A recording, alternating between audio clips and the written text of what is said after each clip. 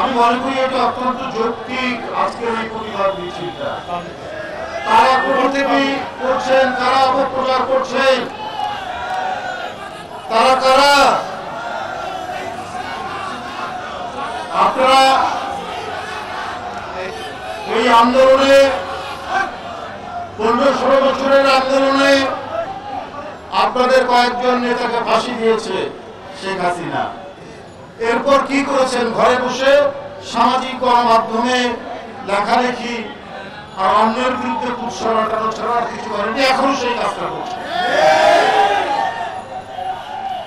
এই যে জুলাই আগস্টের আন্দোলন, এই আন্দোলনকে ঐক্যবদ্ধ, সুসংগঠিত এবং ছাত্র জনতার আন্দোলনের কাফেলায় সেখানে যোগ দিয়ে তার শক্তি এবং তার পরিসর বাড়ানোর জন্য নির্দেশ কে দিয়েছিলেন? 10,000 মাইল দূর থেকে বিএনপি ভারত চেয়ারম্যান তারেক রহমান।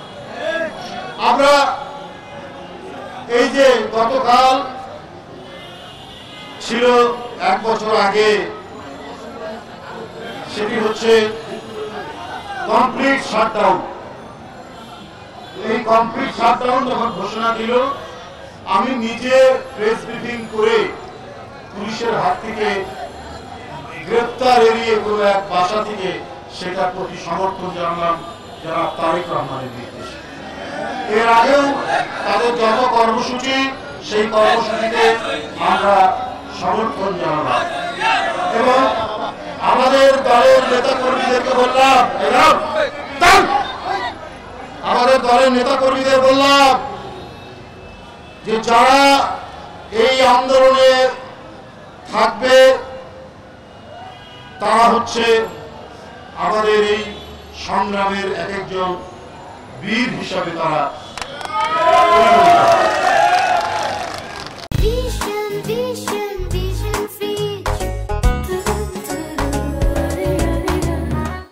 তাহলে ছাত্র দলের 142 জন ছাত্র দলের নেতা মারা গেল, কৃষকরাই মারা গেছে 23 জন, তারা বিএনপির লোক।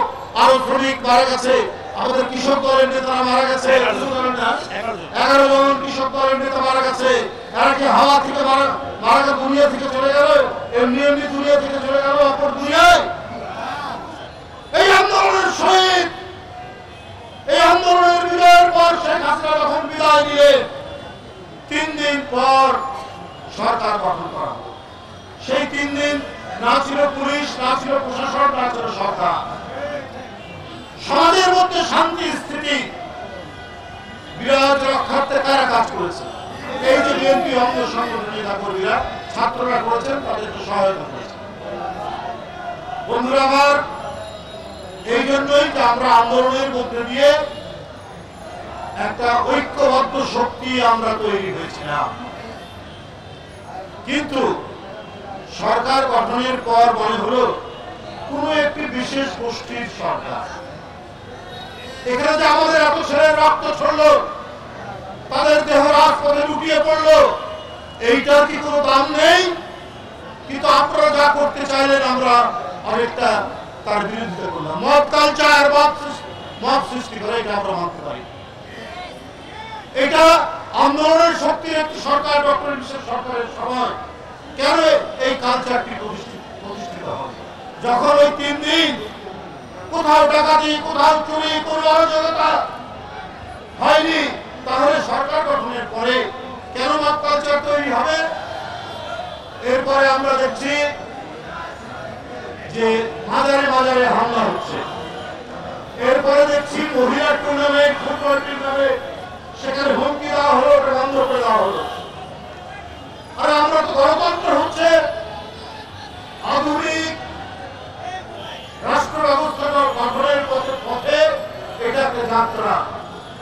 সেখানে প্রত্যেকেরই যাতে আত্মনিয়ন্ত্রণের অধিকার, প্রত্যেকের অধিকার থাকে, আর নারী পুরুষ সমানভাবে তারা অধিকার ভোগ করবে। তাহলে এই মহিলা ফুটবল টুর্নামেন্ট বন্ধ করলো কারা? আপনারা সবাই জানেন। এগুলো কিসের আলামত? এত ভয়ঙ্কর আলামত আপনারা তৈরি করেছেন। আমরা এই বিষয়গুলোকে খুব একটা আমরা সমর্থন করি। আমরা মজার ভাষা